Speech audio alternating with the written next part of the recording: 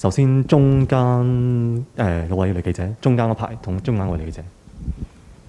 早晨三位，想問翻咧林太咧，其實真係知道到網上都流傳咗一份咧，即係內地護士同埋本地護士嘅分工表啦。咁有啲內地意見咧，就認為一啲比較厭惡性嘅工作咧，就俾晒一啲內地嘅護士啦，好似係換尿片啊。咁而負責嘅項目嘅數量咧，亦都係比一啲本地嘅護士多嘅。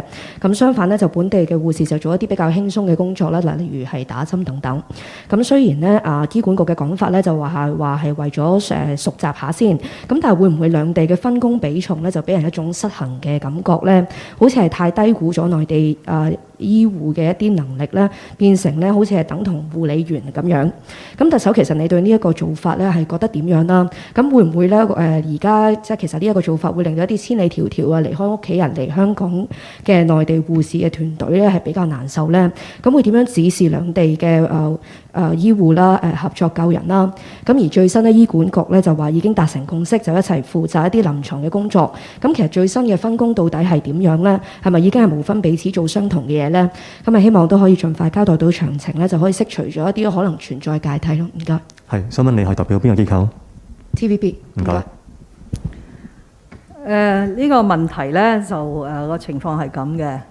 首先呢，全香港社會對於中央支援香港抗疫，從物資到建築方艙嘅設施，以至到派出嘅內地醫療團隊嚟香港呢，我哋必須要係感恩。對於內地嘅醫護人員，學你話齋，千里迢迢嚟到，放低佢手上嘅工作，離開佢自己嘅屋企人，嚟到為我哋服務，我哋應該感激嚇。對於佢哋嚟到呢個工作環境係要重新適應呢，我哋係致以萬分嘅感謝嚇。咁但係喺一個醫療團隊裏邊，因為早前呢醫管局同埋內地先頭嘅部隊已經有咗一個共識呢，係用協作嘅模式嚇，或者有人形容為一個混合嘅模式，而唔係將某一個嘅醫管局嘅醫療設施呢，全部係交俾內地嘅醫療團隊嚟到去做嘅嚇。咁所以喺呢個協作嘅過程裏邊呢，就當然會涉及一啲嘅分工啦嚇。有陣時呢啲分工，佢哋自己兩個嘅團隊大家同意咗呢，我唔覺得係應該由即係外邊人去單單睇住一張紙嚟到去評價應該係點。我亦都覺得呢，所有嘅醫護人員，無論係內地或者本地嘅人員呢，佢哋都係白衣天使，佢哋都係以救人為宗旨，佢哋亦都係會全心全意呢係服務啲新冠嘅病人嚟嘅。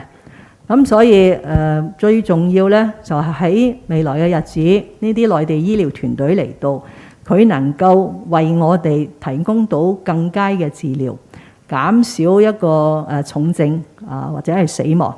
我對於內地團隊呢一種嘅專業精神呢，係充滿信心。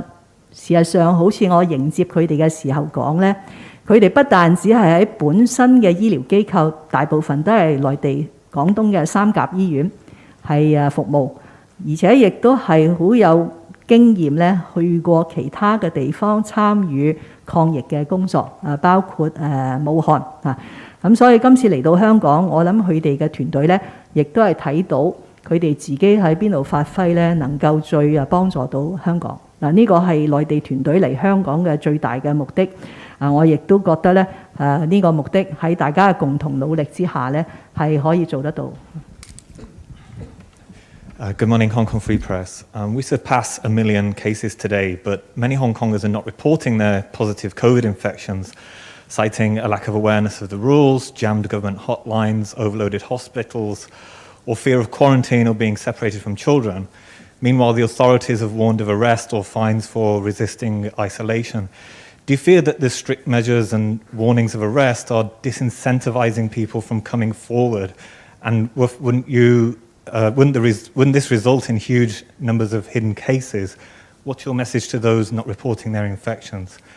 And second, you just said reporters have the freedom to ask any questions, and I think Hong Kongers do appreciate the support of mainland medics. But yesterday, a Now TV reporter was attacked by state-backed press and CY for asking a perfectly normal question about medical accountability, one that was asked by Ming Pao, AM 730, iCable TVB. You've spoken of ensuring press freedom and better liaising with the media. Will you condemn the backlash and just reassure journalists that we can freely ask anything without fear of reprisals? About the situation of self-declaration or self-reporting, as a result of people discovering that they are positive using the rapid antigen test. So far, I'm actually amazed that people are very abiding. That's why you are still seeing a very large number of positive cases confirmed every day as a result of the RAT test. The number now actually exceeds the number of cases arising from the PCR test. And the second point is people now realize that by declaring the RAT results as promptly as possible, they are contributing to the entire strategy to combat COVID-19, which will be of benefit to the whole society, because we'll then be able to move forward to relax the social distancing rules, and children can go back to school. So that's why I said just now that in the multi-pronged approach to suppress this fifth wave, we will continue to appeal to people to use the RAT and to report promptly, and to fill in the electronic form of the Center for Health Protection, so that the health people could properly assess whether an individual tested positive could go into the CIF, the Community Isolation Facility, or they could be allowed to isolate at home and receive the home support package that we are providing them. So that was a situation. But having said that, it is incumbent upon us as a government and the law enforcement authority to tell people that there is a legal basis, whether it is quarantine under a quarantine order, or isolation of an infected case under an isolation order. All these are statutory documents issued under CAP 599. That is a Prevention and Control of Disease Ordinance. So if there are people blatantly refuse to comply, then isn't it incumbent upon the law enforcement body to do something? But if you look at the figures of arrests or prosecutions, it's a very minute number, because we still want to appeal to people's cooperation and civic responsibility in order to work with us to combat this unprecedented wave that we are now facing.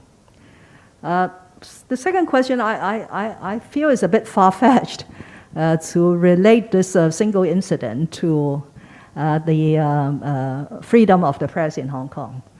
Freedom of the press in Hong Kong is safeguarded under the Basic Law, and the Hong Kong SAR government and myself as the chief executive, we attach importance to upholding the freedom of the press, as well as the freedom of individuals and so on. But I would really make this very strong personal appeal to the people of Hong Kong, and also to our media friends. It is no easy task for these medical, nursing, and allied support professionals to come to Hong Kong, because they all have a job in a medical institution in Guangdong. They all have a family that they want to see every night. But now they are putting down all these personal aspirations and rush to Hong Kong to help us save lives. Their working conditions are really not satisfactory. They are not working in a proper hospital. They are working in a makeshift hospital called the AWE, Community Treatment Center. They are doing it in a closed loop. They can only be commuted by designated buses every day between the hotel and the AWE treatment center, using the mainland's very stringent public health and infection control standards. They have to work 4 hours in heavy gear, non-stop, without even going to the toilet. I was told that 4 hours, a maximum tolerance of a human being in that sort of gear. So why do we want to make all this fuss and make divisive comments between the Hong Kong personnel, medical personnel, and the mainland medical personnel? So please, you can ask questions to understand more about their deployment, their contribution, and maybe their feelings in time to come. But don't make it into another political issue or related to media freedom and so on. But Hong Kong is as free a society as we would like to see. So there are a lot of people who have been making a lot of comments. I have been the target of a lot of comments made by opinion leaders and politicians and former colleagues from time to time. But this is the beauty of Hong Kong. Everybody has a right to express their view. But we have to put all those views in context.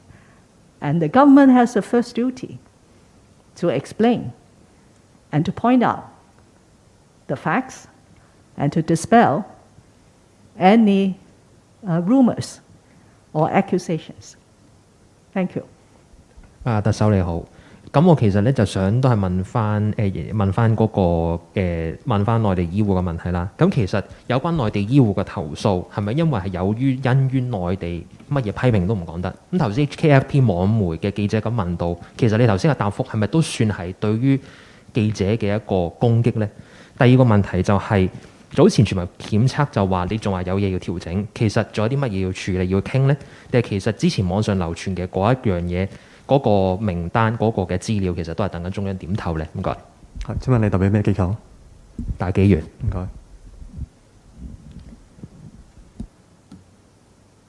我唔係好聽到佢問咩題目。或者你精簡啲再講翻你嗰兩條問題。特首，我一係再簡單啲咁問啦。咁就其實都係關於內地醫護投訴嘅問題，係咪因為有因於內地乜嘢批評都唔講得？第二，早前你話全民檢測話係仲有嘢要調整嘅，其實仲有啲乜嘢處理要傾呢？定係其實係網上流傳嘅嗰個版本嘅詳情，其實即係等緊中央去點頭去批准呢？唔該。第二個問題咧，我琴日都答咗噶啦。我哋早前亦都係出咗個新聞公報咧，澄清嗰份唔係我哋進行呢個計劃嘅內容，因為個計劃咧係未公佈。個細化方案呢係仍然做緊亦都唔係等中央拍板呢個係特區政府抗疫嘅工作。不過，如果要做一個全民強制檢測呢，必須有中央嘅支援嗰個關係呢係咁樣樣。香港喺抗疫裏邊呢，特區政府係負有主體責任。